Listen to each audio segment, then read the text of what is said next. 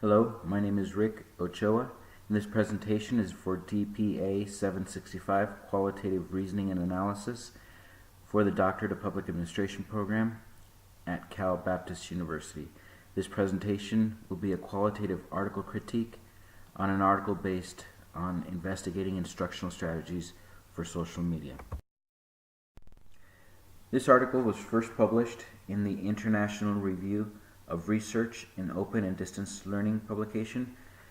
The title of the study is Investigating Instructional Strategies for Using Social Media in Formal and Informal Learning. The authors are Baiyun Chen and Thomas Breyer, and their purpose in this study was to explore the use of social media tools among higher education public administration faculty.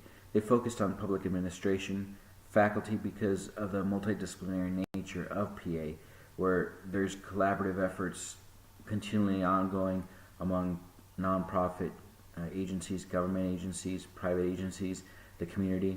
And so they figured this was a good mix. So they used PA for this initial study. And they were trying to answer three specific research questions. The first one was to discover what social media tools public administration faculty use and why they use those specific tools. They also wanted to determine what instructional strategies public administration faculty use to integrate social media into the formal learning environment. And third, they wanted to understand what concerns faculty members have regarding the use of social media for teaching and what strategies they have for mitigating any of those concerns. In the literature review section, the authors identified two specific social learning theories, namely constructivism and connectivism. The idea behind these theories, initially with constructivism, is that human beings learn most effectively by engaging in collaborative problem-solving activities with others. And then more recently, connectivism focuses on the idea that people gather information from connecting to others' knowledge through a variety of social media technologies. So the whole idea here is that for proper knowledge acquisition, people need to interact with others. They don't learn as much from book knowledge as they do from this interaction. And so true knowledge acquisition is a function of interactions with other people. They also found that social media is used mainly for personal reasons, and it hasn't been used very much in the formal educational environment for different reasons, and we'll cover those in future slides. Additionally, they found that in some areas, the instructor perception of social media tools is that they're a distraction to the learning environment and they're not an effective educational tool. Moving into the research design and methodology section, this study was identified as an exploratory analysis. In other words, they took data that they gathered and they analyzed it, and they went through this iteration a few times, reanalyzing the data to verify that their coding and their categories were correct, the themes were correct.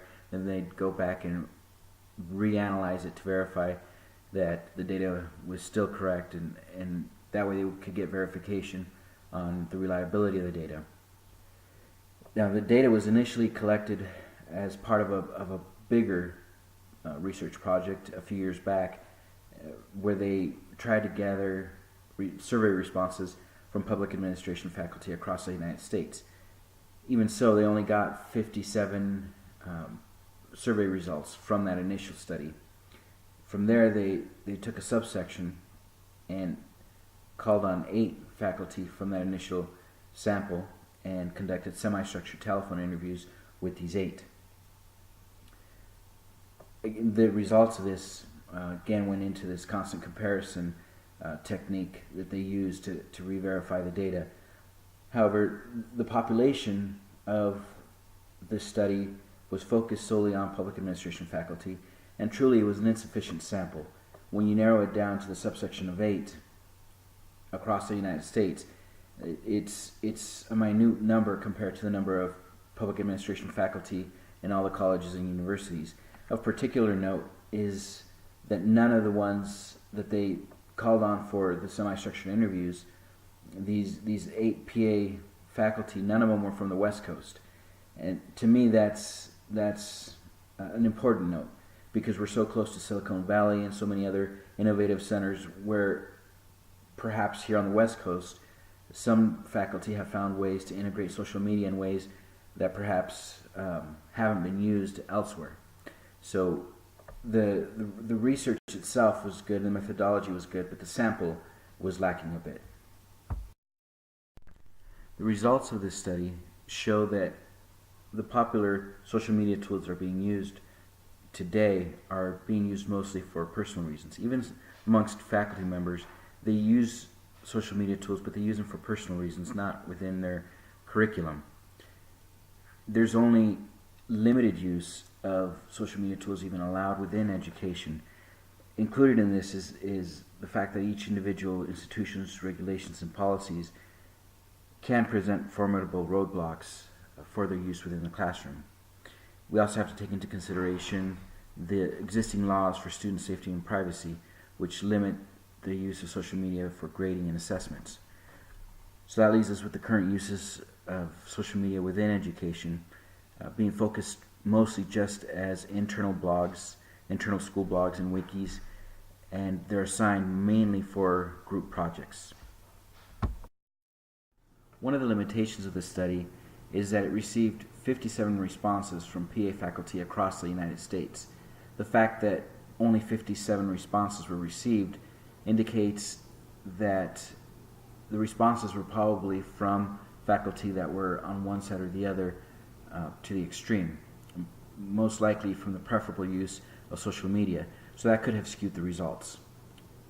Another limitation includes the fact that only public administration faculty participated in this survey, and so it becomes difficult to generalize the findings across the board to other disciplines at the college level or university level.